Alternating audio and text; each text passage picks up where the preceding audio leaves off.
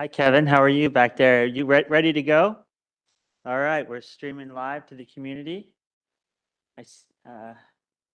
And looks like we have the interruption that always happens at the beginning of each meeting with WebEx. Thank you. So we're recording. And are you ready to go, Kathy, with the technology? Okay. And as my city council, are we ready to go? All right, everybody's here, so I will call to order this work session of the Westland City Council. It is Tuesday, January 20th, 2026, and the first item of business is, as always, approval of the agenda. Would anybody like to make a motion? I move to approve the agenda for the work session of the Westland City Council for January 20th, 2026. Second. It has been moved and seconded to approve the agenda for the work session of Tuesday, January 20th, 2026. Any discussion? I see none. So you could call the roll, please. Counselor Bonington, Yes. Counselor Broner, Yes. Council President Baumgartner, Yes. Counselor Wright, Yes. Mayor Wieloszowski. Yes. So the motion passes and the agenda is approved, and that takes us to public comments. I haven't heard if there's anybody signed up tonight to speak, There are none. and none, I see nobody in the room and none online. So we can continue on then to mayor and council reports and reports from community advisory groups or city business in general. I'll just start by reporting from the South Fork meeting last week. It was a great meeting where we, as a board that's the board with Westland councilors and Oregon City commissioners for the city's water company, and we approved a major contract for an engineering firm to come on to help build the water quality systems building, which is essential to the company making water for the communities of Westland, Oregon City. So that was kind of a milestone moment, bringing them on, and also met the new project manager that South Fork hired. So they hired, I think it's their 7th FTE. So not a very small company, but brought on a local resident who's going to be the project manager in-house. So that's very exciting. And I know that the CEO will be coming to a Westland City Council meeting soon to present in the next few months. So looking forward to that. And Carol, there's your update from South Fork. We can go to, anybody can jump in now. That's the only meeting I've attended in the last 7 days. Public meeting, that is. Councilor Groner, please. I attended the Sustainability Advisory Board. They were working on their annual report and their 26 goals. And basically, one of the open questions was, can we get more electric vehicle chargers, especially at our shopping centers, trying to pursue that. Thank you for that report. Thanks for your attendance there. Dylan Donald, Councilor Bonington. No, it was a very suspiciously quiet week in January. So Sounds good. Thank you. Council President, please. Thank you, Mayor. I was pretty busy with advocacy around transit and TriMet with the new proposed cuts. On Wednesday morning, I virtually attended the C4, that's the Clackamas County Coordinating Committee, Metro Subcommittee on Transportation that had a presentation from TriMet about the proposed line cuts.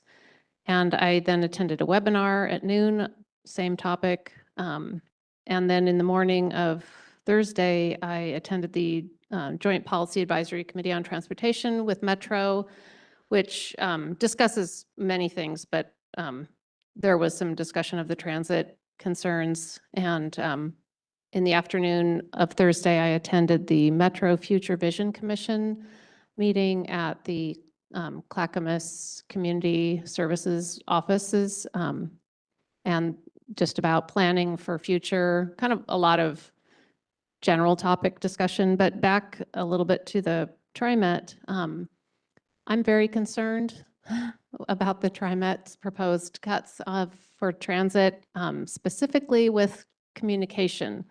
about the cuts. I spent some time talking this afternoon to the government affairs coordinator with TriMet, and he and I are going to meet again in person to discuss what, if anything, the city can do. Basically, there's an open comment period right now until January 31st that anybody is welcome to submit a comment. But I understand that our ridership is low, but the people who do rely on TriMet, including but not limited to employees of our small businesses and residents who do not have any other form of transportation, will be majorly impacted. So I'm hoping that we can put something together and help to look forward and solve this problem together. And I also attended a breakfast for the Children's Center of Clackamas County, which is a very important group supporting families with young children who have maybe been impacted by a drug exposure household or a domestic or other abuse situation. And so it was important to learn about that. And I was glad to know that service exists because it's actually, its funding is in jeopardy. It was recently in the listed of the cuts, 100% of the cuts of their funding would be cut that was provided by the federal government, and then it was returned within 24 hours. So they're having some difficulty planning with that sort of chaos going on. So that's about all. Thank you. Had a very busy week, and thank you for sharing all those updates with us, and especially thanks for going to that Children's Center breakfast. And if there's anything we can do to support them, you let us know what you learned from that event. Anything else that anybody comes to mind for reports? Well, man, we are moving right along then on the agenda into the two topics of meaty topics for the night. The first, if we're ready, is agenda item 5, which is a review of West Lynn's marijuana prohibition regulations, a topic that's come up over the years when we talk about our city's budget, because this is one of those things where we're turning over every stone, looking at potential revenue options. And so I will turn it over to the city manager to introduce the topic. And I know we've got Dylan here, who's done a tremendous job preparing us for this discussion as well. The staff. Well, now you've gone and given my staff report again. That's what I was going to say. Thank you, Mayor and Council. Happy Tuesday. And this item is on our agenda at Council's request, as the Mayor mentioned. Discussions of the city's finances over the last few months has led to a request for us to review the prohibition on marijuana in West Lynn, how it came about, how it might be changed, and what the revenue picture might look like related to that. So as the Mayor said, Dylan's done an awesome job coordinating this over time, and other folks who've been involved in this, including Kathy, including Kristen, including Lauren in the back of the room, are here to help answer questions for you as well. Just as a work session, our purpose is to provide background. And for those watching, there's quite a lot of information in the packet that's posted online. Dylan probably won't cover all of that, but he'll hit the highlights. So Dylan, thank you. Glad you're here, and take it away. Well, as John mentioned, as part of budget discussions in 2025, council asked staff to review this and bring it to this work session. So just wanted to give a little background and history on marijuana prohibitions in West Lynn. West Lynn's still one of a few remaining Portland City metro cities with prohibitions on the sale of marijuana, along with Lake Oswego, Sherwood, Wilsonville, and Canby. I'm sure you've noticed Oregon City just across the bridge has about 7 dispensaries. There's a map in the packet that shows which cities in the Portland metro area currently have prohibitions. So with our prohibitions, we're ineligible to receive distributions of state shared revenue taxes from marijuana, as well as tax revenue directly from having facilities. And I'll talk a little more about taxes later. Some of the history: we created a moratorium on medical marijuana in April 2014. And then in November 2014, when Measure 91 passed, legalizing recreational marijuana and the associated businesses. And then during the 2015 legislative session, H Bill 3400 was passed. In the packet, it says 2400. That's a typo. It's 3400, which modified and implemented Measure 91, creating the regulatory framework for the recreational marijuana market. So then after that, in 2016, council passed ordinance 1644, which referred a marijuana facility prohibition to the voters, which was required under HB 3400, and that passed with 60% voting yes in November of 2016 and prohibiting marijuana facilities in West Lynn. So about the taxes, recreational marijuana sales are subject to a 17% sales tax, 0% for medical, we can't tax that. The state doesn't tax that. Eligible cities, those that haven't banned marijuana facilities, receive 10% of the total marijuana revenue, which is distributed quarterly, based 75% on city population and 25% on licensure numbers in the city. And then cities can add a local tax of up to 3% on the sale of recreational marijuana under the current ORS. West Lynn has a little history there. Prior to marijuana being legalized, we enacted a 5% medical and a 10% recreational tax in 2014. That could possibly be grandfathered in, but it's not been legally clarified yet by the state or courts, so that could be challenged. So if we were to repeal our marijuana prohibitions, the revenue possibilities are about $40,000 per year from the state shared per capita distribution, which is about $1.50 per resident. And you get that whether we have a facility or not. It's just, if we repeal the laws, we just automatically get that money. And then on top of that, for each facility that gets licensed in the city, you'd get $2,500 annually in state shared revenue license, and state shared revenue per licensee. And then approximately $30,000 to $60,000 per licensee if we were to enact a 3% local tax, possibly more if we could get things grandfathered in. Yeah, and there's a big range there. That number, there's some agreements where you're not allowed to disclose that. So that's just a rough estimate. It depends on sales at the facilities, which varies a lot throughout the state. Council can choose to repeal West Lynn's current prohibition directly by ordinance. Doesn't have to go to the voters, but you can also choose to do a survey, or you can adopt an ordinance and refer to the voters at the next statewide general election per the ORSs. We do have a relatively limited number of sites for marijuana facilities because they have to be at least 1,000 feet from schools. That can be reduced down to 500 feet if there's a barrier that meets certain regulations. You can't put them in residential zones generally. And so yeah, we do have a map that GIS created. We had to look really closely at the school definition of schools, and that map represents that based on our current understanding of how schools are defined. Opens up just a couple spots, in the Robinwood area, a little bit down by the Central Village, City Hall area, down at kind of Blankenship and Tandler, and then kind of the waterfront area are the main areas it could be put. Pretty limited. And there's a map there in the packet. If we were to decide to repeal our marijuana prohibitions, we still have the option to regulate time, place, and manner at a reasonable standard. For example, Oregon City added no facilities within 250 feet of parks, licensed child and daycare facilities, and public transit centers. And in the packet also, there is the League of Oregon Cities Guide on Marijuana Law, which goes into a lot of this in more detail. And then to end, our recommendation is just to do some preliminary public outreach to see where current public sentiment is on the issue. If council wanted to decide to consider this issue further, that's all I got. Thank you for that presentation of this interesting issue.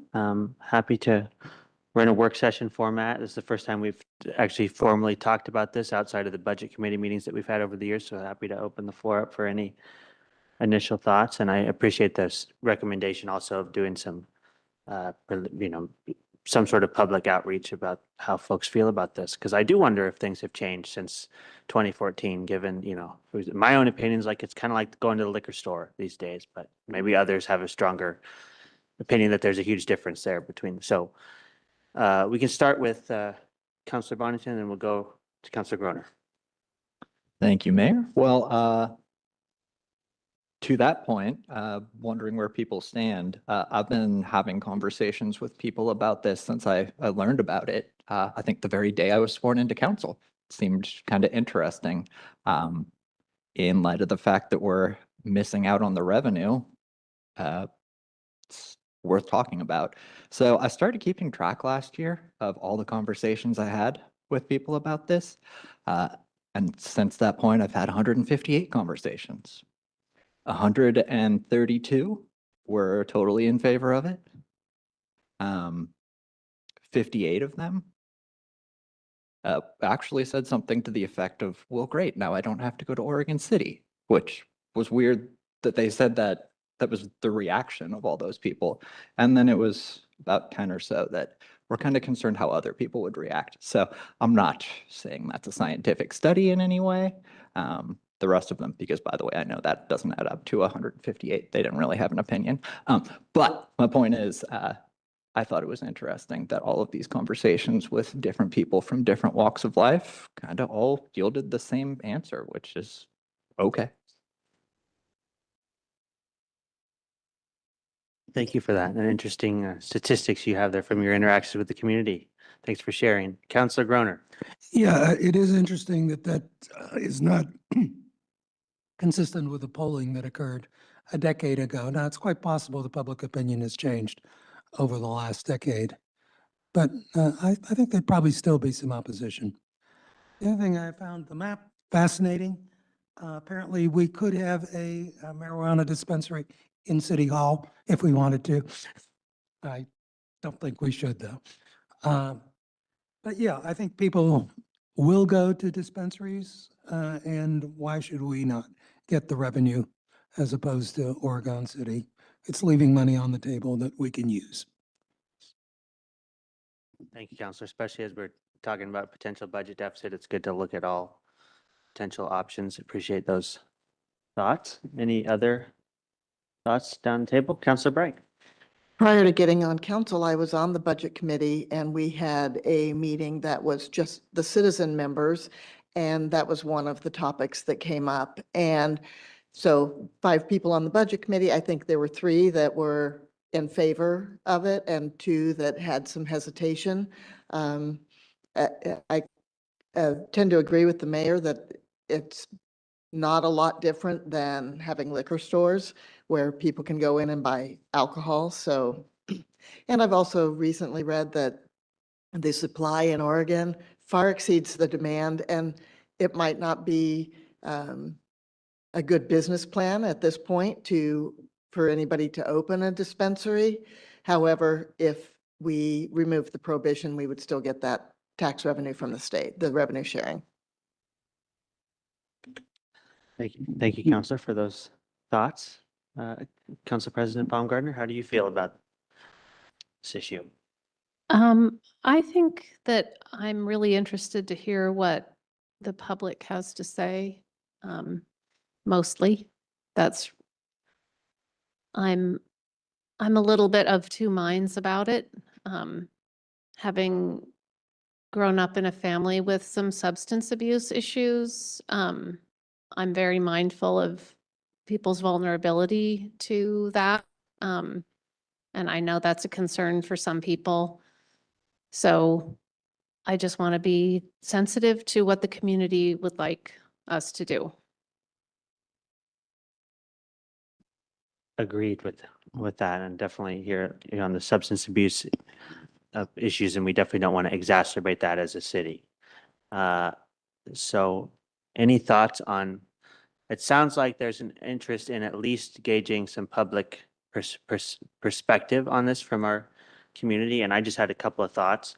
I do think it's important if we do a survey of the community, just to make sure that we're giving an accurate picture of the fact that we could do time, place, and manner restrictions, and that we could look into having some restrictions on where this kind of business could go. And then, of course, the existing restrictions in state law about schools and things like that, where we're not going to be, if you open this up, it's not going to just result in dispensaries right next to schools or anything like that.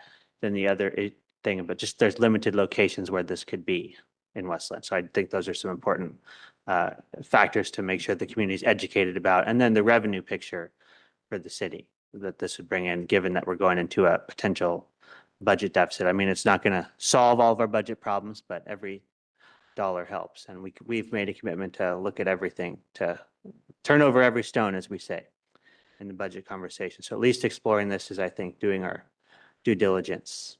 So those are my thoughts on a potential survey. And I'm happy to take other comments on that and the staff recommendation. Councilor Groner? I'm curious how much a formal survey would cost and whether that begins to swallow the revenue from approval. Any thoughts on that? Well, it depends if we're doing one of those informal surveys or whether we're doing statistically valid surveying. That's in the ballpark of $10,000 to $20,000 probably for a single issue survey that gets you the statistically valid responses. So it could be that you're interested in doing something less than that, using our own social media, newsletters, that kind of thing. That was a follow-up question I was going to ask before ending this conversation. So I'm interested in the answer to that. Thank you. Great question. Councilor Bonington? To that point, I guess what I would propose would be opening it up for public comments and kind of putting it out there on our social media pages as a question, seeing what the response is. And if the response appears divided, then it would be worth doing a poll. But if it's kind of overwhelmingly one way or the other, then I think we have our answer. And then based on the poll, we can decide what we need to do if that goes to the voters because it's still kind of split, or if it's something we can go ahead and just do. But open to thoughts on that. And if it's evenly divided, we could also put it on the ballot. Yeah, Another option. So, Council President Baumgartner, please. I thought of a question, thanks. It was doing a poll and the cost of it was kind of reminded me of Councilor Brike's idea to potentially have a 1 or 2 question card in the utility bill periodically for trying to kind of gauge interest or opinion on a topic. This might be an opportunity to utilize that. Again, not scientific necessarily, but it would be a way to reach out to people at potentially no cost. I don't even know how much that I would. mean, we could certainly link to a Survey Monkey with 1 or 2 questions if we want to keep it really short. We Oh, could yeah, do a couple that's- questions. We could do however we want to do the survey using Survey Monkey. Put it in the utility bill, it's the newsletter, the website, all the places, Careless. I think that would be a good, a Survey Monkey kind of informal style would be a good way to go to just at least start approaching this issue. I don't think we need to do a statistically valid poll just yet, especially given the cost and return on investment. That'd be my thoughts. Councilor Bright. And using the utility billing to put that question out there, that way it reaches all of the households in the community. Great point. So, is there a consensus via nods of heads or to kind of go the direction of an informal survey? And we can, I'm sure staff can draft something up and bring it back to council if needed, or put it out to the community. So, nods of heads. So, John, do you feel like you have the anything else we can do for you at this point on this issue to help give? No, I don't think so. I'm consensus? looking back at Doug, who works closely with Danielle on some of our communications. I think we have enough information to design a couple of short questions, providing a little factual information so folks know why we're asking. And my only question is, do you have any timeline considerations? If it if it interacts with anything else you're doing, let me know. Otherwise, we can probably work on it in the next, asking in the next 1 to 2 months type of thing. I think that's fine. Okay, fantastic. Everybody else okay with that? Yeah. Timeline? All right. Counselor Bonington, go ahead. I just had one thing I was looking to clarify. With that vote back in 2014, I had heard something about it being advisory or non-binding, but was that true? That, you may have heard that from me, because I learned quite a bit from Kristen and Dylan in the course of this about what had happened back then. It's our understanding that it was a process established under state law and was the final say in the process was the vote. Okay. That's my understanding as well. Yeah. Yep. Okay, Yep. thanks. Anything? Surely there must be some legal questions for Kristen, who came all this way to answer legal questions. No? Any legal questions? If you want to just give an overview of like the different restrictions that a city can put in, or what your thoughts are on that, that would be fine. I think the community would. This is why appreciate that. staff loves coming to meetings with me so much. But you don't have to, So the local time, place, and manner restrictions, they can be reasonable. I think Dylan gave a great example about Oregon City cannot be within 250 feet of a park. So I think that's a good example of a reasonable local time, place, and manner restriction. But in essence, the state restrictions are generally the floor, and we can be more strict, subject to certain exceptions. I think also another local restriction to note is business licensing. We can establish business licensing schemes. So if we're interested in that, we can explore that more and look at sister cities. sounds good. Thanks. And I'll just add in the LIC guide on page 20, they go into a little more detail on time, place, and manner restrictions that local governments can put in. So there as well. Council President had a question, but you answered her question in your response. So the 2 legal questions. So thank you, Kristen and Dylan and the team, and we'll look forward to seeing what the community thinks about this topic. I'm actually very curious to see how perceptions have changed from the vote when this was all new back in 2013-14 to the present day. Interesting political science study on that. So thank you. Could be a term big. Yeah, maybe so. Anything else on that? Or are we ready to move on? We're moving along on the agenda. Colleagues, thank you. Thanks, Dylan. The next item is follow-up from the last business meeting that we had, where we talked about the city's general fund and the parks utility service fee. And we wanted to have further council discussion about it before taking action in a work session setting. So Mr. Williams, would you like to kick it off? Or I would. Thank you, Mayor. Yes, as stated, this is a continuation of your discussion from last week. At the end of last week's discussion, you generated a list of informational needs. We have done our best to put those together. The packet came out the day after the meeting, so we may not have gotten every single thing, but I really appreciate the work, primarily from the 4 folks that you see in the back of the room, Megan, Lauren, Doug, and Danielle, who put all this together and are also working on how we might discuss this with the community moving forward. So it's not my intention in the packet, nor was it my ability in one day to write an omnibus staff report. So you'll find that I'd linked to multiple meetings where we talked about other things. So it's a classic Russian nested dolls staff report with lots of information down pathways to find. But we did try to put together this FAQ, which I really like, with simple, short, understandable answers to many of the information needs you had, and in order to help you have this conversation moving forward. And as stated in the staff report, really the key question is, are you interested in adopting increases to the parks utility service fee to adjust the general funds component of the operations center, or perhaps even more than that, to help start working on the general fund's future projected deficits? Obviously, the general fund, everything in there is connected, but there is a very strong link between this funding source and a particular section of the work that we do to maintain the city's parks, open spaces, and trails. And that's what we've tried to make clear through this, is how that connection works. Council has talked about a broader discussion with the community about future funding needs in this community.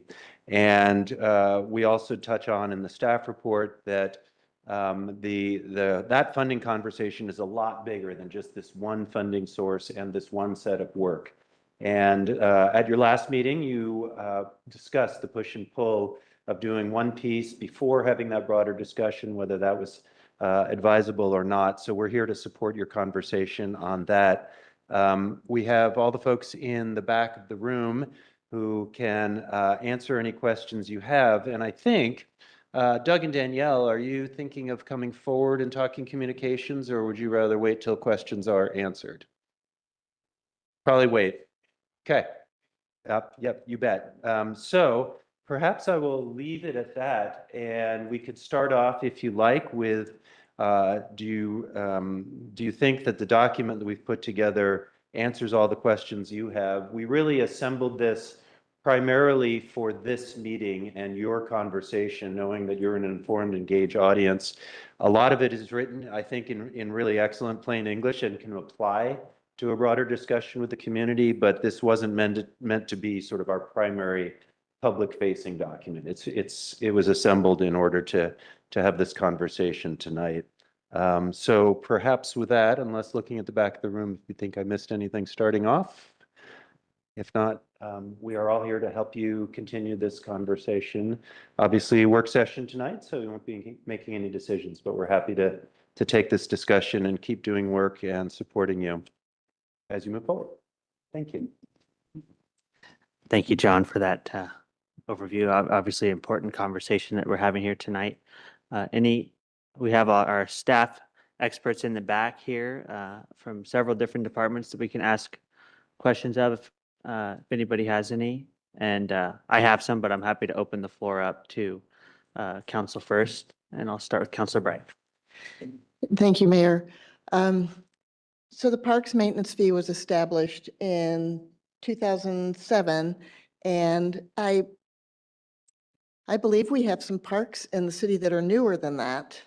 And so when it was established, it was to cover parks maintenance, and now we have more parks that require that, as well as trails. And, you know, my sense in talking with the community really values having those open spaces, having the parks. And I know nobody wants their bill to go up, you know, for anything, but I think having to, you know, not being able to maintain the parks would be a pretty significant detriment for the city.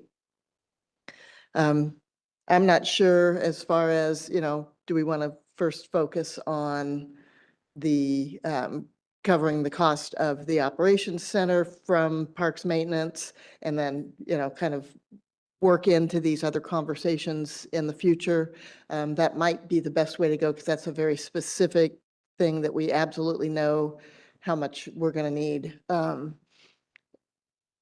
So I'd be interested in hearing others' thoughts on that.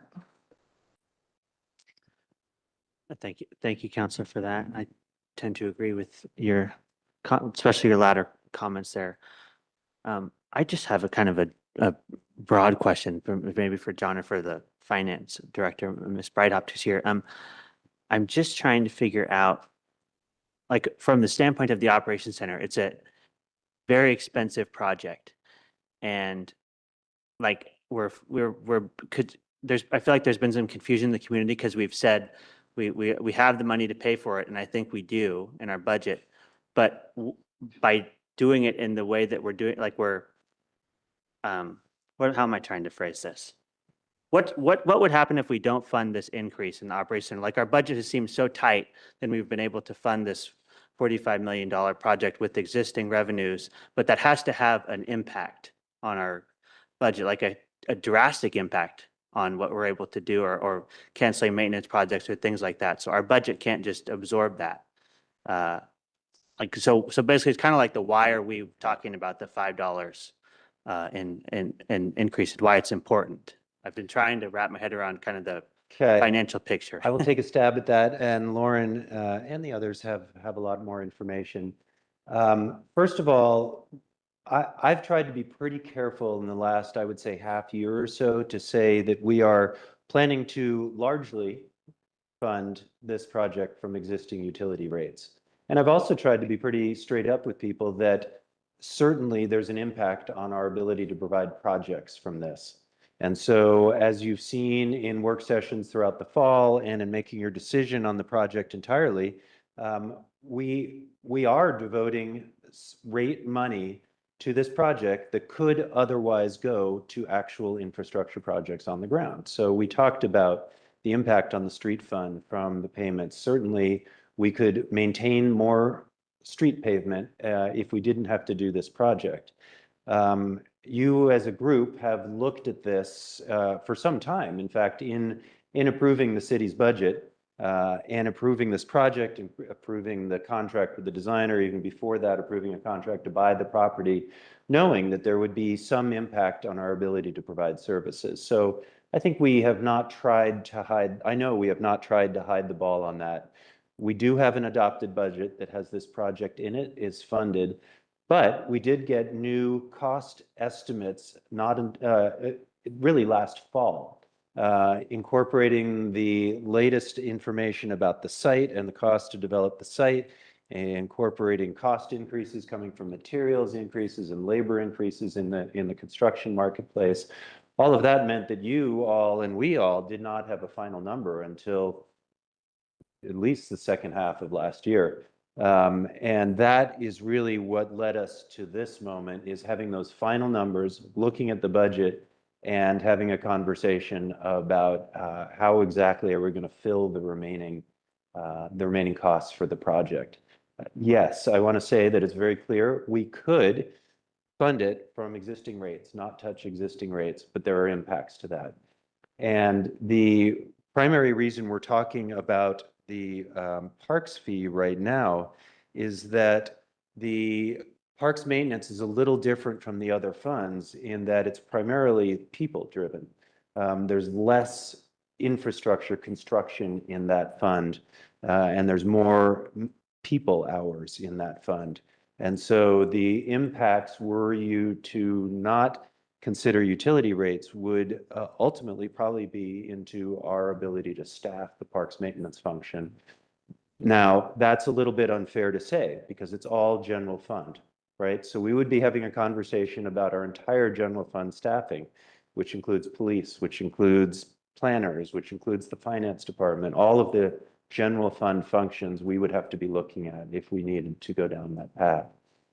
Also, you're having this conversation because, did you ask for a very simple answer to your question? No, it's What am I all, doing here? I appreciate it. The second piece is that we uncovered in the course of all this that in the most recent years, we haven't been keeping up so that the parks service fee isn't paying the full 100% cost of the parks maintenance function. So you have those two pieces of information leading us to this tonight. So to recap, we've been trying to say that we're going to do our best to pay for this project with existing utility rates, but especially in the last half year, I've been telling people we may not quite be able to land that. And so if we're talking about this $5 increase for the operations center, you're talking about less than 20% of the entire project cost. So we're talking about funding more than 80% of it with existing rates that we're all paying as homeowners here in Westland. I appreciate that. I mean, it's just, I wanted to get at the trade-offs that we've been talking about, because it really was amazing to me that we were able to cobble, given what I know about the city's budget and the limited revenues and the property tax issues where we're frozen at the $2.12 per thousand, that we were actually able to cobble together the money to show that we could pay for this with existing revenues. But there has to be the trade-offs. And I think it's really important to the community to hear about those because of, they need to know that this is justified, that why we're doing this, talking about $5 a month for the operations center. So I appreciate your Well, answer. I think that's right. And the reason that you have verbalized many times over the last year, 2 years or more is the really dire condition of the facility we have. I think if we had a facility that was meh, then we'd all be really struggling with this piece of conversation. But my experience is you take anyone down there or show anyone a video of that place and you look at how close our buildings are to residences, you look at how small the yard is, all of those pieces that you all know has led you and all of us to this very difficult decision. We're going to forego potentially some capital construction in this city in order to fund this project. And as I like to say, every 90 to 100 years, we need to do this. And I Yeah. think it's a tough pill to swallow when we're living through it in the moment. But for another 50, 75, 90, 100 years, we're going to be glad that we did do it. I remember hearing from Skanska and from the architects that they are designing this project to have that sort of lifespan. And I think that's really important. And that's a commitment we need to make to the community. We don't do this all the time. In fact, we've only done it once so far, and we were founded in the 1910s. So Absolutely. I appreciate that and those comments. Lauren, did you have anything to add on? No, No, I not to put you on the spot. I think John did a fantastic job explaining that. Okay. Thank you for that. Thanks for letting me ask a little bit of a lengthier question there, but I just been thinking about that a lot. Councilor Bonington, go ahead. So I have a couple of thoughts. First of all, city manager, I have to take issue with the concept that it's not an infrastructure project on the ground. I think it really is. I know of several instances where equipment has been damaged just because the facility is not capable of adequately protecting it. And I know a tree fell on something and destroyed an important box they use to anyway. So I think it really is an impactful one. And when you put off the project for as long as we've had to, it definitely has to be affecting our ability to provide services. So there's no question in my mind, it's completely necessary. I think while we're doing this, we should ask additional questions about whether we can do another $1 or something like that to actually cover some of the park's maintenance that we're not able to do. I feel like if we're doing this, it helps give the public a better visual representation that this money is going towards something they can see and experience outside of just this project. So that's something I would be interested in doing, not necessarily with this first increase, but this year. I do find it kind of interesting that we're not getting a lot of public interest in this issue. I don't think it's because there are other meetings going on right now. We've had plenty of instances of people coming in or sending us their comments and then heading over to the school board meeting or something like that. So it's interesting that we're not getting a lot of feedback here. It can be a little difficult to operate without that, but I'm interpreting it as people are generally supportive of the direction we're going in. So I think that's a good thing. But the only concern I have is the structure of it. It's inherently regressive a little bit. So I was wondering if there might be some way of maybe increasing it more for the single family residences, because I noticed it's split up between single and multifamily, and not applying that same level of increase to the multifamily. It's not to say there aren't luxury multifamily properties here, but that I don't know. I'm looking for some way to maybe make it a little bit more progressive of a fee. I mean, we could absolutely, there is 2 different rates for single family and multifamily residents. So we could do that if that was something the council would like to do. Okay, thanks. Any other comments? Yeah, and it is based on assessment, which is going to vary presumably with income. than the kind of house, correct? It actually is the flat rate per residence, But so per dollar of assessed value, is it not? no, just, it's a flat monthly rate Oh, per okay. household. So single-family residence is one rate, and then multifamily residence is another rate. Okay, so that would be regressive. The other thing is that it just strikes me $5 as a suspiciously round number, and how did we arrive at that number? So actually the Operations Center one, we talked about $5.20 for that. And then the increase to bring us up to the amount that we are currently spending on parks maintenance is actually pretty close to $5. We have approximately 9,000 utility bills, households that are billed, and 12 months of billing, obviously. And our amount that we were under was about 540,000, I believe, a year. And that really came out very close to $5 even. The amount that we're paying for the operations center each year is about $561,000 a year for the debt service. And so that's about $5.20 per household. Okay, thank you.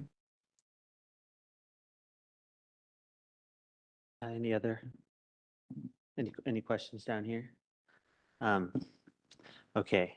And then I guess from your perspective, if we didn't fund the increase, we didn't fund the $5.20, what do you think would happen to the Parks Fund? Would we lose people basically and some ability to do projects, it sounds like? What's the budget outlook in the that we're looking at for the Parks Maintenance Fund?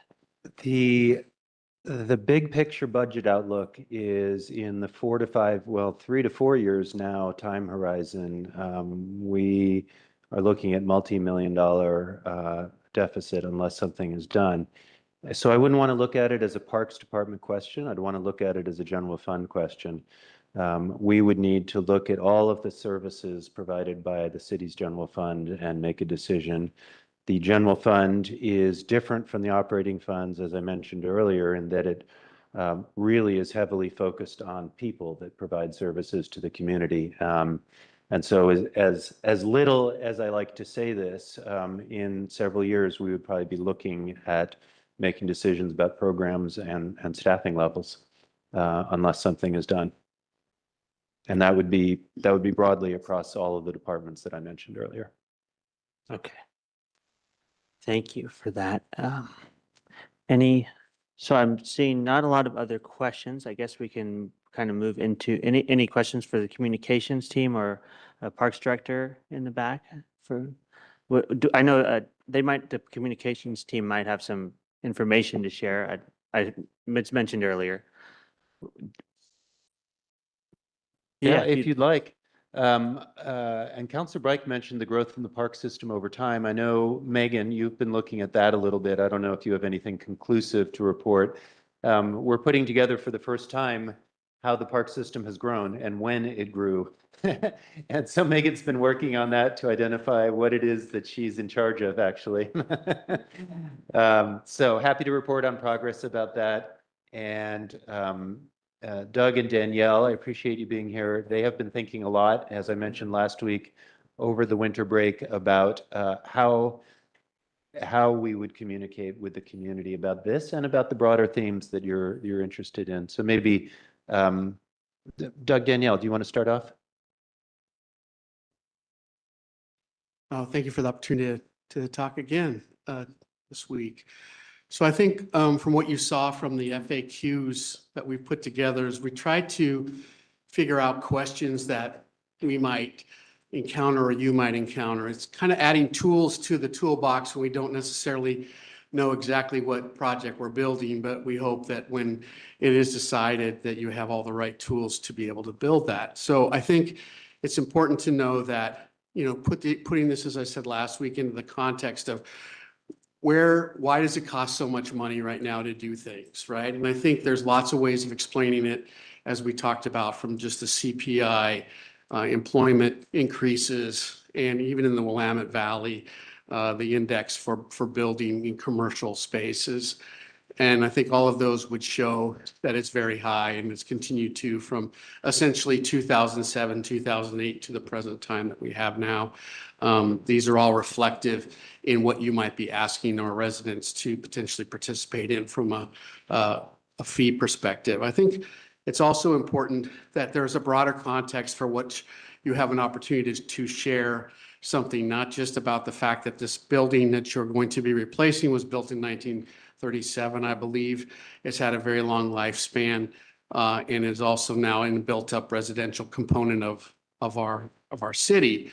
I think another compelling thing is how we acquired the property that was once owned by ODOT, where this will now be placed, and the cost that you paid for that, which was very inexpensive. So the opportunity there to get property that could facilitate something like this is another story that might be told that can show your fiscal responsibility as a municipality in doing that, as well as whatever decisions that you make around how you want to go about doing this, us to be able to help you tell that story and give everyone a unified front.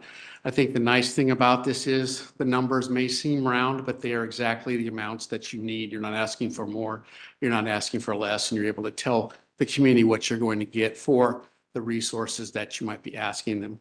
And so we're prepared to help you in any of those ways to help to communicate that. And maybe Danielle can speak just of the few ways that we plan on doing that from perspective, including the OWL. Yeah, I think Doug really had the key word when he said context. That's really the most important piece to help give the public the tools they need to understand why we're in the place we are now. We need to understand our history. We need to understand complex issues about, tax law from the 1990s and how that's, impacting us today. It's a big story to tell, but we're using all the tools we have, trying to bring back videos about, not just the operations center. The Ask the City Manager video for that has been helpful. We recently boosted that on Facebook, got an additional 12,000 views, trying to get the word out about that. But also the property tax video that John made, a couple months ago, which really helps to provide that general education baseline that I think is really missing for a lot of folks that live in this community. And I think working with yourwestland.com and trying to scaffold our efforts across multiple platforms so that we can reach our word of mouth folks, so that we can reach folks that are more online, but also leaning heavily on the OWL. The physical print newsletter that's going out this spring is one of our biggest opportunities, because that long form text is exactly the space you have to provide nuance, to explain something complicated, and to give those details, add that history, add that context, and fully tell your story without needing to worry about being brief or holding someone's attention. And that is also the only platform we have that really goes to every single household too. So it's really a tremendous opportunity. And I would encourage council to consider the timing of that as much as is possible. We have some extra space, some extra pages scheduled for that OWL edition, so that we have some wiggle room in case, these are big topics. So we just want to make sure that we're able to fully paint the picture that you need the public to understand.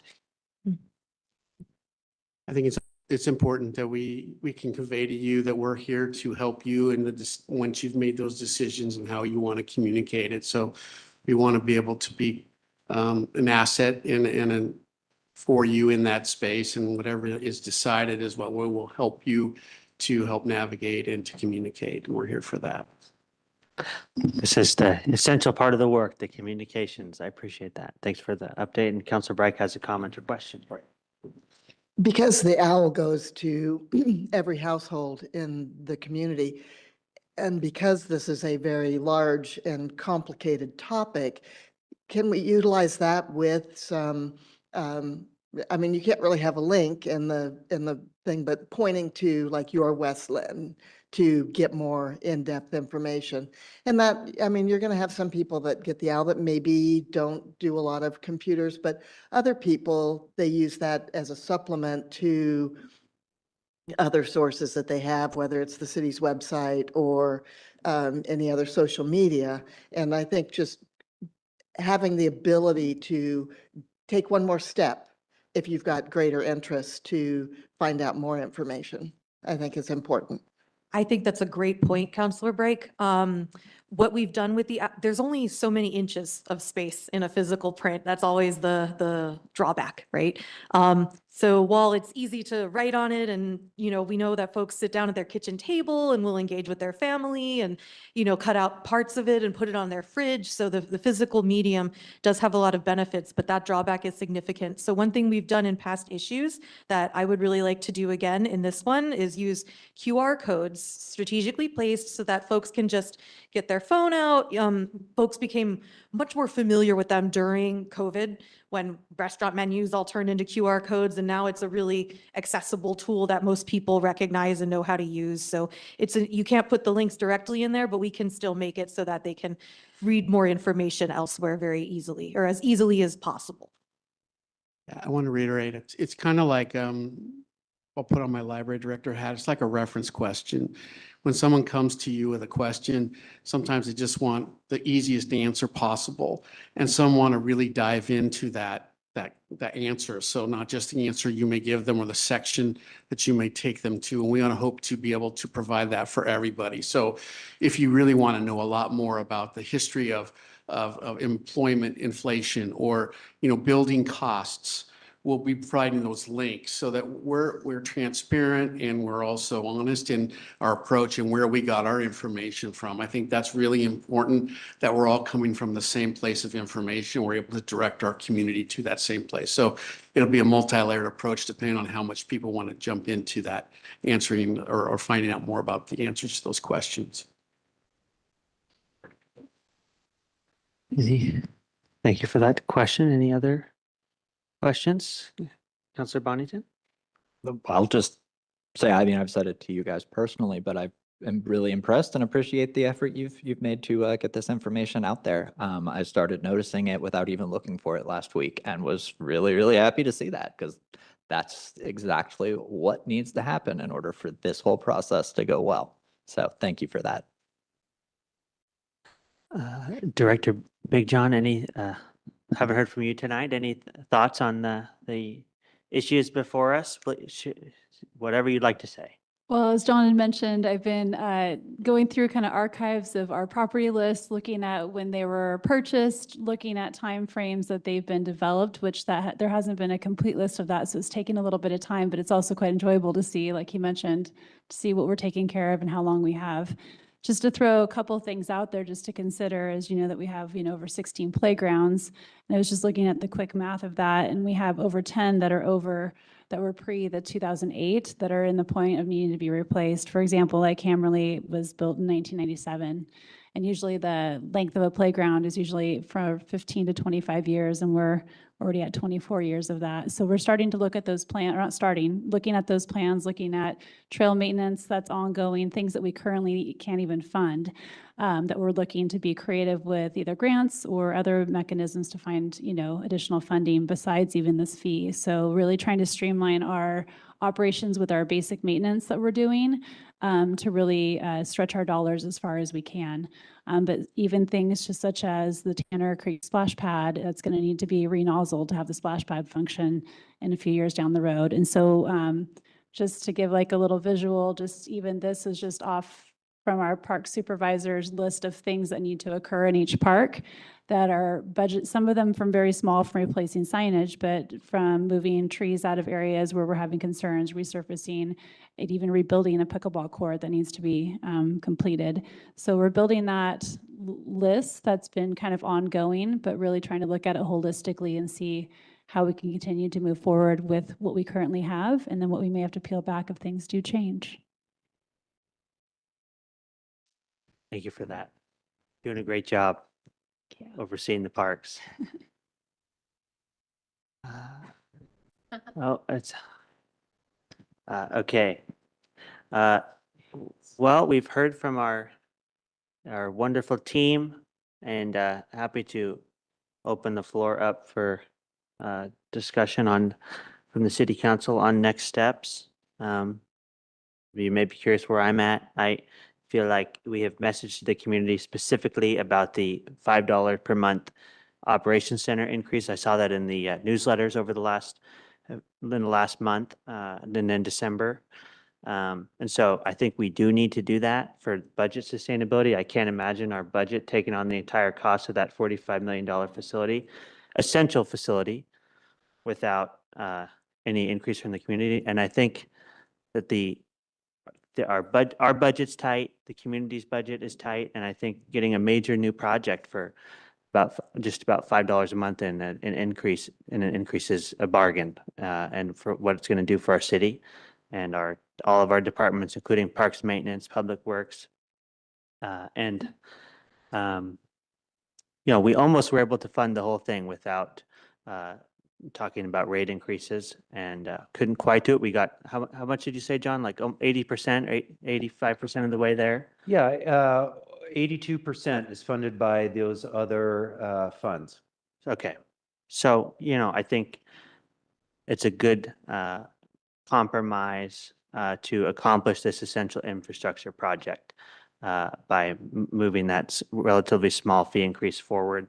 And if it were up to me, I would say maybe we table that additional $5 a month for the parks to offset the whole cost of parks maintenance, to get the cost to 100% or the coverage to 100%, just so we can have a little bit more time to talk to the community. I'd also like to talk about phasing that in a little bit, and maybe have that part of the deeper dive into the city's finances, because I don't want us to raise fees too much and then preclude our ability to accomplish other priorities, and just make sure that's part of the broader discussion. I don't know, that's where I'm at on that, but I'm certainly open to other perspectives, and I'm flexible.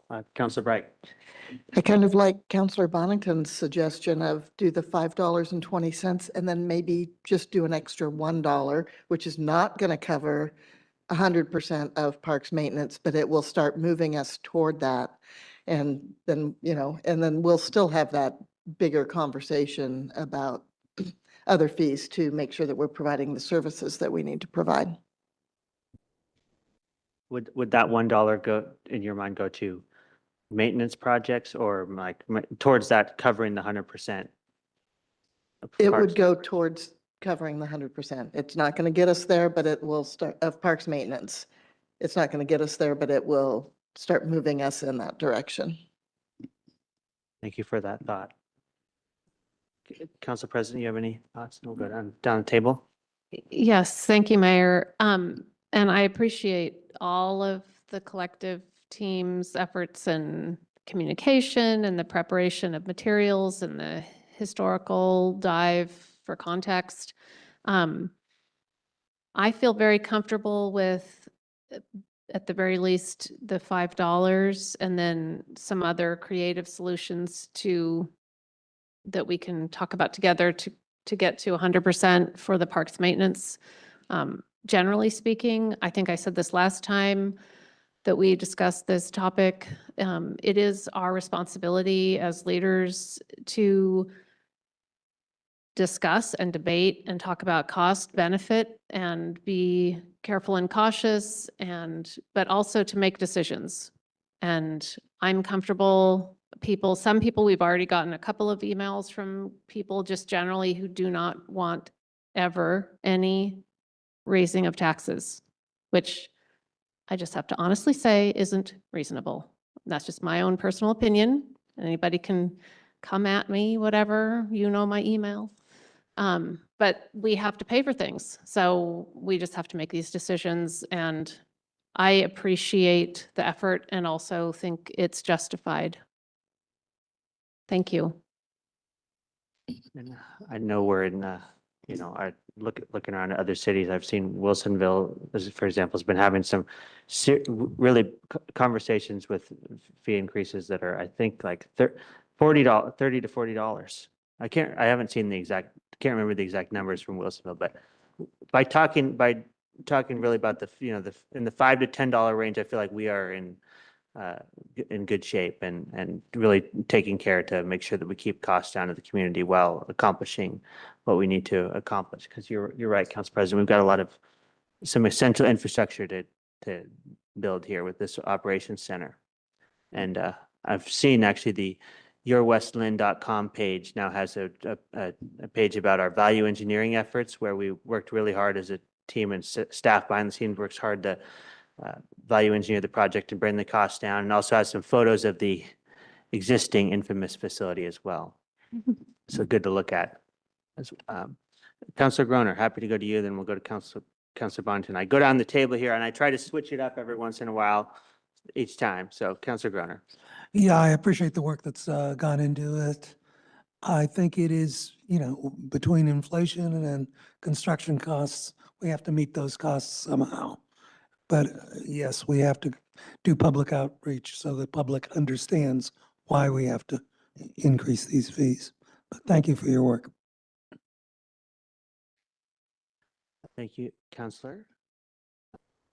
If I could, so it sounds like you're okay with the $5.20 for the operations center, and what are your thoughts on the other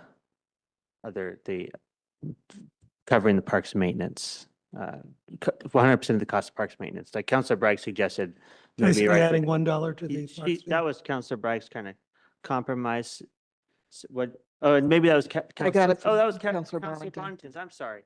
Councilor Bonington suggested it. Councilor Bragg seconded it, and I just wanted to hear what if you had any thoughts about that. Well, I realize that our Parks Department is very stretched in terms of manpower. I'm sympathetic. I'd kind of like to know what exactly will be accomplished for that extra dollar, though.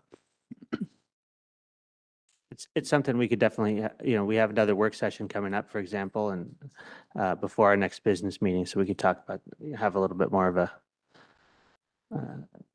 discussion about different approaches to that fee. Good question. Councilor Bonington. Yeah, so I think it's not exactly classified or top secret information that this is the first step in a process to shore up the entire financial picture. So what we do now is going to impact the way it's perceived and what we're able to do later. So that is why I think the additional dollar or whatever can be put together that can be blatantly demonstrative to people of what we would be able to use properly funded departments, what we'd be able to do with them.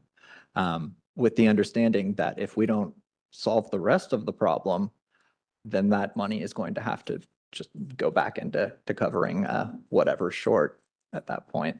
But for now, if we implement this, we'd be able to start doing some of those and be able to point to it as we get further into this conversation of, so here's what we're able to do now that we're closer to funding everything.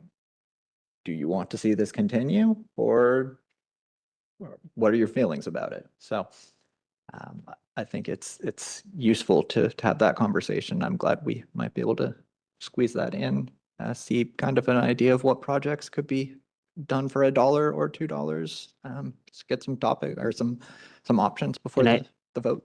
Oh, sorry, you finished? Okay. Oh, well, I think there's a question also about whether that, to the extent the city council increased the fee an extra $1, what that dollar would go to, whether it would go to just covering the existing deficit with parks maintenance or to projects.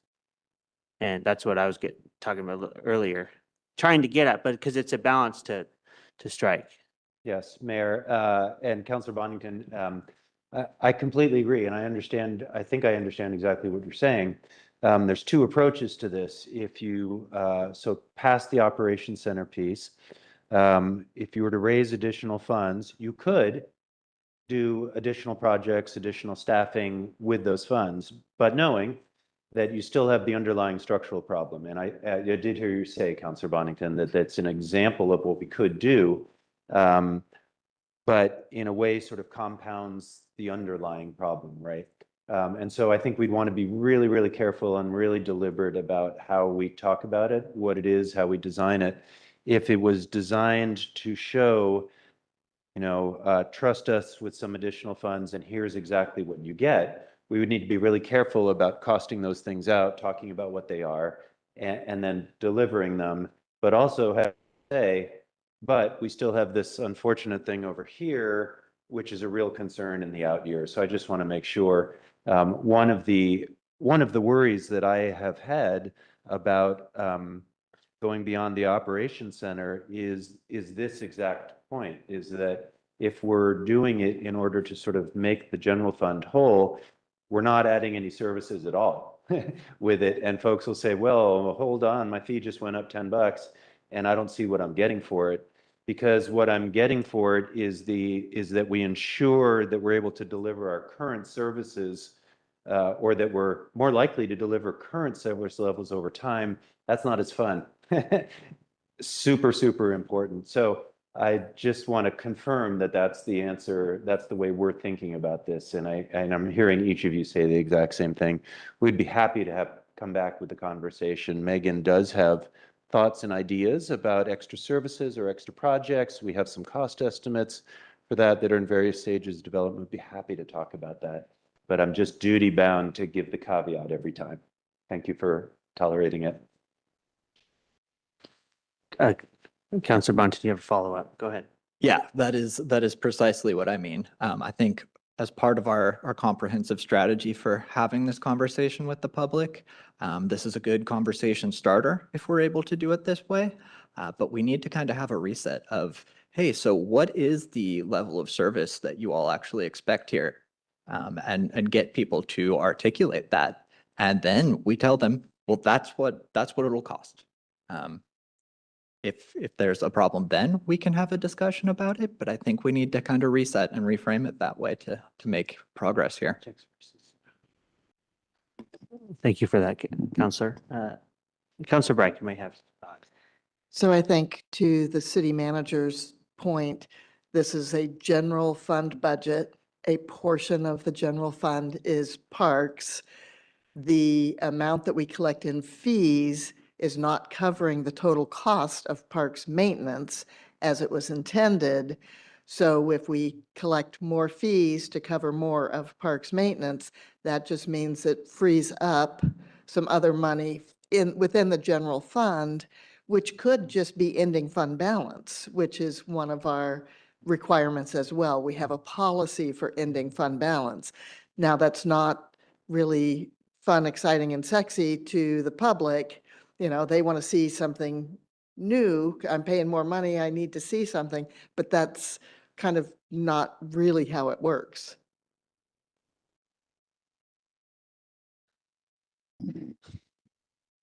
One comment on that. Oh, I think- please, go ahead. I think it's important, though, that you do have a really great story to tell with Megan and her team and all of the things that have happened since that park maintenance fund was established in 2007 and I think implemented in 2008. All of the new things that have come on board, all of the great things that we all enjoy. And I think it's a great reminder of our community for what many people live here is for that open space in those parks and what really has been done for those dollars. So just being able to continue that into the future will be, I think, a well-received message to our community. And it's a good one to be able to tell. Agreed. Director Big John, please. Yeah, we'll just taglining onto what Doug had mentioned is that just looking at since 2008, Douglas Park came on, White Oak Savannah has been added, Marylhurst Heights has been added, and then according to the records, part of Hidden Springs open space was also added in 2017. So those are spaces that with the current fee that we have and the capital money we've had, we've been able to do that growth. And so it's pretty impressive for the size of city we are, the amount of people we service. And the amount of acreage we have, it's impressive that we've gotten this far with what we have. And so we just want to keep it shining. One question that came to my head is, does the Parks Department have a capital improvement plan, like for deferred maintenance? Because we're even going into that space, but I'm sure that's expensive too. I mean, when you think about bridges and the Fields Bridge Park, that old fishing platform there, things like that, it adds up, I'm sure. Yeah, so the current CIP plan, because I was new and we were starting to do that evaluation, if you look at it today, it's relatively shallow. We have quite a few projects listed this year and next year, but I wanted to do a deep dive into where we really sit, looking at our asphalt pathways, the bridge, like the fishing platform, and new opportunities as well. And so that's going to be fleshed out right now over the next 6 months as we're doing the SDC update and looking at that capital list long-term. Okay, Yeah. thanks. Well, did you have something to add, Mr. Williams? I thought I saw your hand up, but no, okay. It sounds to me like from listening to the city council and my colleagues here that there's a interest in at least pursuing the operations center portion of the parks maintenance fee portion as a potential increase. Which was in the agenda bill is $5.20, not just $5, $5.20, which was calculated to be the number that was needed to cover the Parks Department's portion of the Operations Center project, which they will benefit from because they will be using the Parks Department, the Operations Center for the Parks maintenance function. So that's what I heard from council. And then there was some discussion about any objection to that recap of the consensus? This is part of it. Okay, so we can schedule that for we have a business meeting in February where we could potentially vote on that and have some communications ready to go out to the community about that. And we have communicated about that already. Then the other component was the additional amount to help cover the cost of parks maintenance to get that closer to the 100% or cover projects. So it sounds like there needs to be a little more discussion about that, or could tack on another dollar, depending on how council feels. But we just want to make sure that we know exactly where that money is going, whether it's to projects or just eating into the potential deficit there. So I always like to start with what I think there's definite consensus on, and then reframe the issue for everybody. So any thoughts on how to bring that back, the second issue for future discussion, or timeline at least on when councilors would like to discuss that? Councilor Bonington, you can start. I mean, I'd certainly love to hear what options are available, what we can actually legally do the next time we get together. I don't think it's dishonest if we're not able to do new projects that are unscheduled with it, to point to projects that were already scheduled as an example of what can be done. Because if it's not funded, if it's not adequately funded in the coming years, those aren't going to be happening. So open to whatever works, but within the next meeting is when I'd love to get into it. Okay, so the next meeting would be in the first week of February. Is Councilor Breik, you had also talked about this idea. Are you okay discussing it then? And everybody else? And perhaps, this is just a thought that came in my head. When we start this discussion, I would like to have a presentation just from our esteemed finance director, just showing the outlook of the budget, just to kind of always center ourselves, because we talk about the budget outlook and the concerns that we have about a potential deficit. It'd just be good to have those numbers in our minds, just to show that to the community also, just so to kind of keep that out there for folks. I do have one question about the $5.20. Are we making that effective as of January 1st, which would go into effect on the bills in the middle of February, so right after it was approved?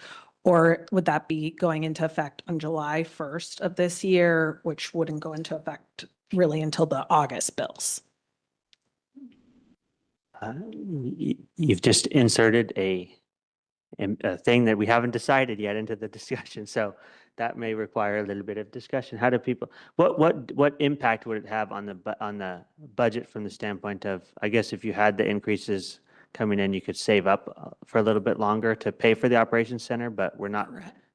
Correct. I mean, it's half a year of revenue, so that's kind of the question there. It's about, I guess it would be,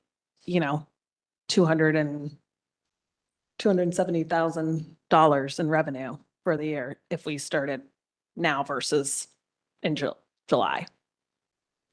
I think in the very big picture, if having more communication in advance, explaining it, being able to really explain it is important for this one decision, then we can do that. It's not going to be a make or break question whether it starts January 1st or July 1st. And I would never minimize the value of $270,000 to the city's general fund. It's a lot. And it's a big piece of the puzzle. If we think of it as half a year's funding for the bond payment on the general fund share of the operations center, it's a big deal. But if that is problematic in terms of communication or timing or how you would like to present this to the community, I think we can make it work the other way with starting on July 1st. After all, this is really a long-term funding scenario. We're going to be paying this bond for more than 2 decades. So we're in it for the long haul, and it can work either way. Is that fair, Lauren? Would you buy that? Absolutely, yeah. Either way, as John mentioned, it's not an insignificant amount, but we can make it work either way. And if it's more preferable to have more communications before, then we can do that, or we can implement it as soon as that week when the bills go out a few days later. And really, if you think about what the communication choice here is, you can announce that you've decided and that it's taking effect now, or you can announce that it's decided and it's taking effect in July. The communications are the same, because what I'm not hearing is it's not that we're communicating a question or asking a question about it. It's really relating a decision and being able to explain the decision. So really the only thing that changes in the messaging is the timing of when when all of us need to pay it on our bill. Council President, and then we'll go to, did councilors down here have the comments too? Okay, we'll start with Council President and we'll go to Groner and then Bonington. Thank you, Mayor, and thank you for pointing that out. My initial reaction is that since this is necessary and important, and I think we all agree that it is, if I'm a person receiving that bill, I would appreciate information about it, but I don't, for the considerable sum of money that we're talking about, having not, being the missed opportunity because we decided to implement it 6 months out. I'm not sure how much difference that would, because we're going to eventually implement it. I just feel like explaining why we've made the decision, but to implement it as soon as possible, that would be my instinct. But I'm happy to hear others' thoughts. And Mayor, I think I may have led us a little bit down a path. I probably used the word decision, obviously work session, not making any decisions. You're providing us direction where how we could bring back materials for you at a business meeting. So just looking for your direction out of the work session level, and I appreciate Kristen for. And is this something that we could, that is a good flag, and perhaps we could even bring back 2 options at that business meeting, unless the council comes to consensus tonight. No, I'm not trying to limit the discussion of what the consensus is, just to make clear to the public that we're not formally making any decisions No, tonight. you But get- certainly you can give us direction on what to bring back for a formal decision. Thank you for that. Thanks, Council President, for your thoughts. Councilor Groner, please. Yes, thank you. I think going in January and getting, what is it, 275,000 approximately over the 6-month period is an important increment to the city's finances. But I think when we message this, we've got to really talk about both steps at the same time. And, state, this is our January and here's the reasons for that. And this is what we'll be doing in July. And here's our reasons for that. Because we don't want to basically surprise people with a second step. And there may be steps beyond that. So we may have to put some more background on why we need further steps. So that's my view. Thank you, Councilor. Councilor Bonington? So we're not exactly having these discussions in a dark smoke-filled room or anything. There have been numerous meetings where this has come up. And again, I think it's really, really indicative of the public sentiment that there is not a single person in this room for this meeting. There was not a single person in this room for the last meeting. And my count was one email on the topic from one individual. So it's Get angry when granted, I think that's to be expected, but because of that, I'm pretty comfortable as long as we're all committed to the fact that we need to really kick off this conversation with some urgency and start talking to the people about what needs to happen, that we go ahead and start it in January. It's completely fine as long as we're all just very, very focused on the goal and getting things going. Because we're actually running out of time to solve this, and I'd hate to see that, so. Thank you, Counselor. Do you have any thoughts, Counselor Reich, on the January versus July question?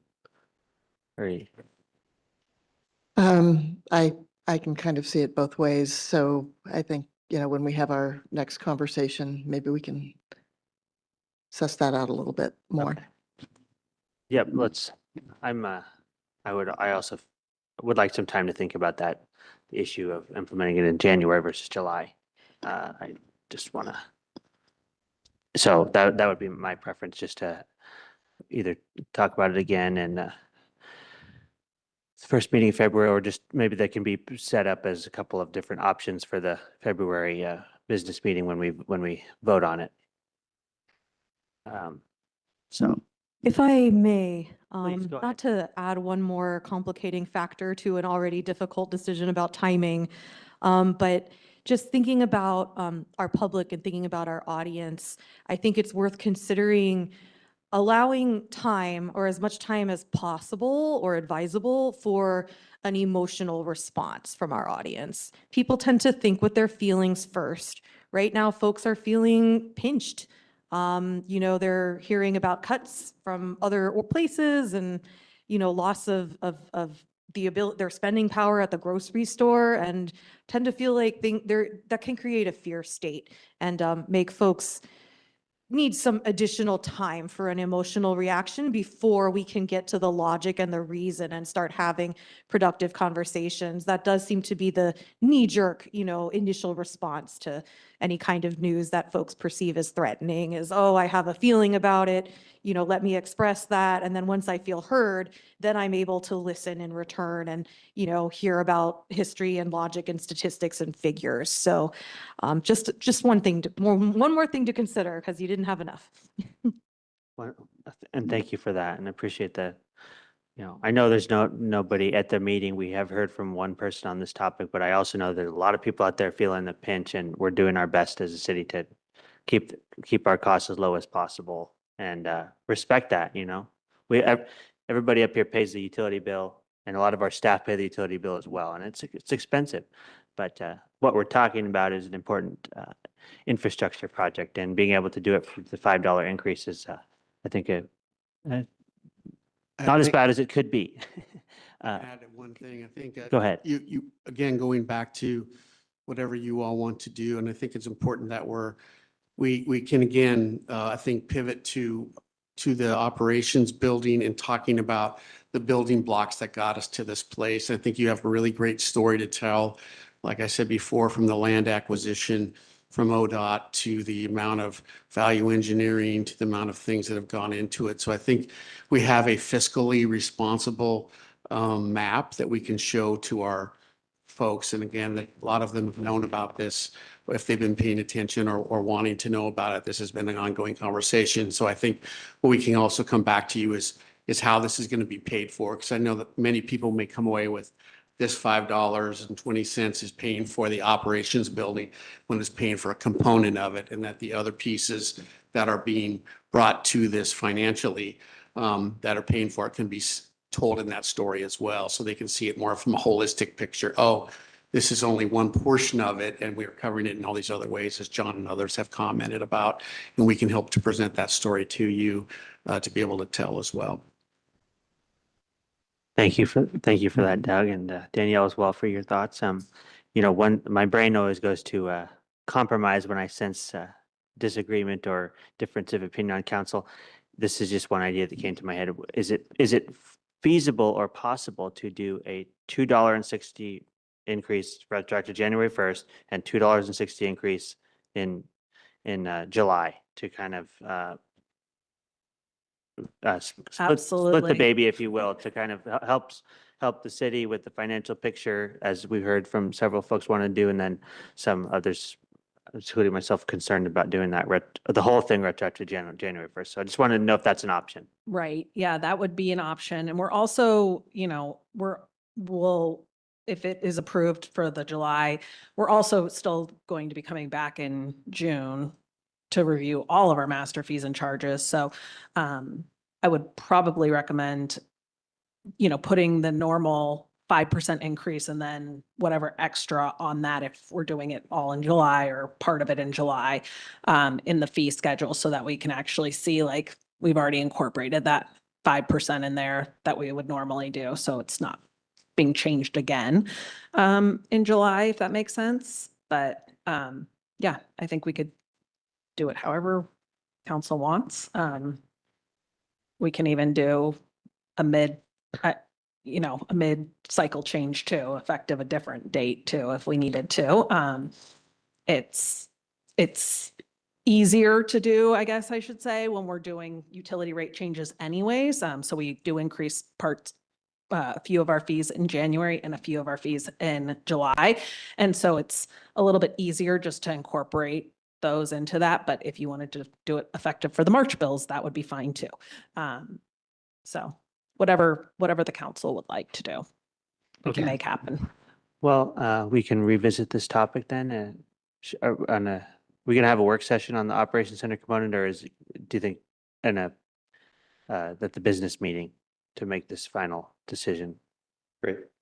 How do you see this Well, going forward? So your next scheduled meeting is a work session, February 3rd in the evening. At that meeting, and I was going to cover this under city manager report. At that meeting, you have the utility advisory board members invited, and you'll have staff from engineering and consultant talking about the water system and water rates. So yet another thing related to all of this. Also, you have the police review and recommend committee that night on the 3rd. So if we were to have this discussion, it would be at the end of all of that, which is totally doable. And we're happy to schedule that. Okay, yeah, maybe we can do that then, and then we can also come to a final consensus on the phasing or the implementation of the $5.20, so that we can, when we go to the business meeting, it's all ready to be voted on in the packet. So does that sound good? Yep. Is that everybody okay with that on city council? Okay. Well, with that, I will thank everybody, thank my colleagues for engaging in these difficult but important conversations about finances. And I want to thank our wonderful staff team for helping prepare us for the conversation and helping us get the word out before and after we take these votes. So appreciate you all. And we will see you soon. And with that, we can turn to the city manager report. Sure. Everybody stick around for this important report of the boss, The okay? traditional moment where staff leaves, so they don't have to hear me talk. They hear me talk a lot during the regular workday, so they don't need this. Just a couple of things. We already just covered your next meetings, February 3rd. Don't forget that one's in the evening, usually in the daytime, but we'll make sure the Outlook appointment was updated for the evening. I'm sure it is, but if it's not, we will. February 10th is the business meeting. As I mentioned last week, we have our friends from SMART, the Wilsonville Transit System, in to talk about their new services. So that'll be very good. I wanted to remind you about a couple of open houses, Vision 43. Many of you know this already. You've seen the email blasts. January 29th at 6 at Robinwood Station, February 12th at 6 at the library. And so those are good opportunities. Just as a reminder, we need to, if there's going to be a quorum of city council present, we need to post a quorum notice, or don't talk to each other at the meetings, but probably better to tell us if there's going to be a majority of council at those, we can post a quorum notice. So let us know if that's going to happen. You don't have to do that right now. Council retreat also in February. I believe we would, from a couple of availability points, it would be lovely if February 27th was the date for that. We haven't heard from everyone yet, I think. Is that right, Kathy? So if you could let us know tomorrow or right now, if you want, with the thumbs up, if a daytime retreat on the 27th would work, we will start What getting. day of the week things is going. that? It's a Friday, February 27th. Okay. We had floated 2 dates, and this one starts looking better for us. That's 4 thumbs ups. 5 thumbs up. February 27th. Thank you for that, and I will work with the mayor on an agenda for that event. But we are excited to support you there. Mayor, you mentioned the new Op Center page on the website. I was going to mention that as well. Go to Your West Lynn, and you will see there is a great new tile on the Operations Center. It's also highlighted on the city's main page. So thank you to the staff that put all that together, and Danielle stayed so she can get a thank you in person, which I love. Also I noticed highlighted on the city's main page right now is that long form video on the food pantry, which is great. And I think it's a really cool presentation on their needs and how they came about and all of that. It's really nice to see that there. So I like that. Lots of exciting stuff happening citywide. I think I mentioned a couple of weeks ago, the Parks Department mentions that it's summer right now because they're working on summer events and scheduling, and they are thinking about what movies and what concerts, which kind of blows my mind. They are living in the future in a way that I probably should be, but I can't get quite as futuristic as the Parks Department, but I appreciate that. Lots of great events happening at the library, so check your calendar there, the city's webpage there. I noticed that there is a slight chance of the aurora tonight. We have all these clear skies. Apparently some people in Oregon did see it last night. You'll have even better luck if you drive to, say, Vancouver, BC, then it's even better, but we're right at the outset. So sometime around midnight, you might stick your head outside and see if you can find the aurora, which is pretty cool. We don't always get to see that.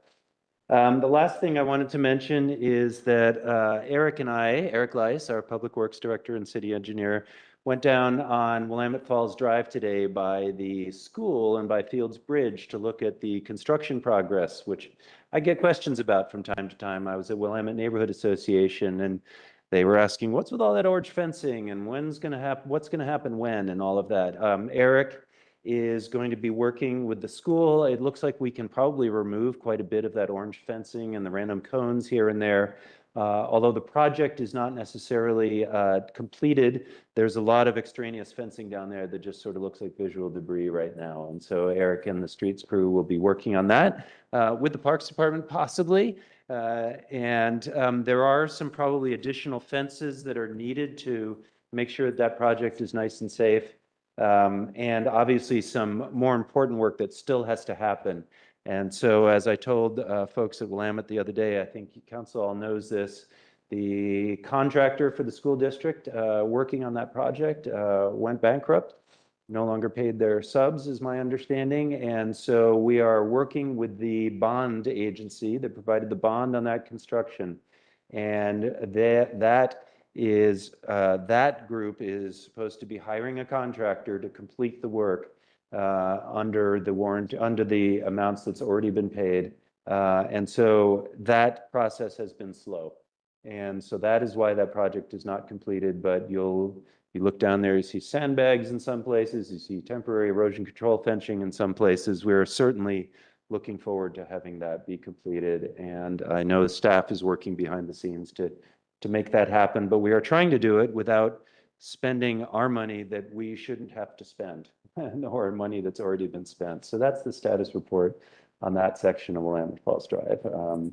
And I appreciate that Megan and Eric have been thinking about that and working on that. I think that is my whole staff report for tonight. Hope you all had a lovely long weekend, and if there's anything that I can answer right now, I'm happy to do that. Or as I like to say, if you have any pressing legal questions, Kristen's right here. She's sitting in for the city attorney, who we hope and expect is not watching this meeting right now, but maybe will later. See this? Just a fun fact, the city of Westland built the police station for $5.85 million back in 2010. Oh, how expensive things have gotten to build city facilities. I just looked that up tonight and I couldn't believe that number. So anyway, anything else for the good of the order tonight from city council? Any pressing legal questions? No. Council President. I guess I would just add that if people would like to get on to the city's website, under the weekly newsletter, you can follow the link to the TriMet survey and it's still open. City manager, did you? Keep Oh. going with that, and then I have one more thing. And so we can at least participate in their process. I don't think it's going to have any immediate outcome for the closing of the lines. I also wanted to point out that unfortunately, the information that was provided to our city comms was not complete with respect to which lines are being cut. So it's line 153 up and over Salamo, which also serves the new Lake Oswego Rec Center, which is unfortunate. And significantly and missing from the website, from our website information, which was provided by TriMet, is line 76 that goes from Tiger Tualatin through Borland and all the way up Willamette Falls Drive to Oregon City. So that is now going to continue still serving Tiger Tualatin and at Meridian Park Hospital and no longer extend into Westland to Oregon City. So although the line's not being completely cut, the Westland portion of the line is cut. And the other significant aspect of services that are impacted that I'm told by TriMet they are going to be addressing directly to the riders that this impacts is Lyft service. So there will be no more Lyft service that's related to those particular lines. There will still be Lyft service related to line 35 on Highway 43. But that is whoever that impacts, as few of a number of people that may be, which TriMet keeps on telling me it's just a few people. Well, it still impacts people a lot, even if you're just that one person. So if there are people who are depending on these Lyft services, that will be significant for them. So I just want to make sure everyone is aware of that. Thank you for flagging Mayor, that. the reason I raised my hand is that I had a note and then I completely forgot to say it. Picking up on that from earlier, would the council like me to draft a letter to TriMet that's a formal council position on these cuts that we could submit? The mayor and I could work on a letter and he could sign it and send it. Yes, Yeah. I How does think so. everybody feel? I also asked them to come to council. I invited them to come and present to Westland City Council because as far as I can tell, obviously impacts to our community are more noticeable to me than impacts to other communities, but I sat in that presentation twice in a row, and what's happening in other communities with service is that they are consolidating lines, but they're still going to be accessible, maybe not as conveniently, but in Westland, the lines are just going to be gone. So I invited them to come to our council. Whether they will come or not, I'm not sure. But yes, a letter, anything.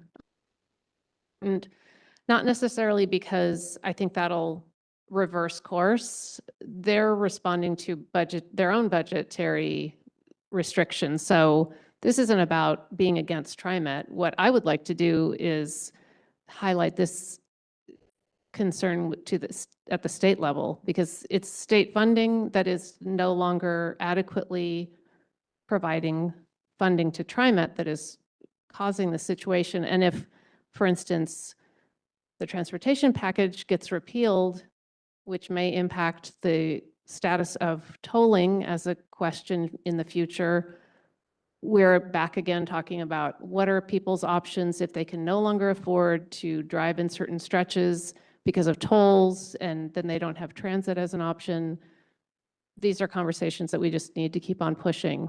So, and I've also offered TriMet, I will go to this legislature and speak to these concerns about as they impact our community and whatever it takes. Thank you, Council President. And I think I saw a lot of head nods about writing a letter. So we'll look forward to working on that with the city manager. And thank you for this past week tracking. The Council President attended several calls with TriMet and has been spending a lot of her time working on those issues, and also met with some a community business whose employees are impacted by the service cuts to the point where they may not be able to get to work anymore. So it definitely is having an impact on West Lynn. So we'll track that and weigh in and continue to look for ways to improve our transit service in West Lynn. So anything else? I think with that, we can adjourn the meeting, and we will see everybody back here in February, and that meeting will be at 6 p.m. as a reminder, as we've got a couple of advisory groups coming in for that. So thank you. We're adjourned. Have a good night.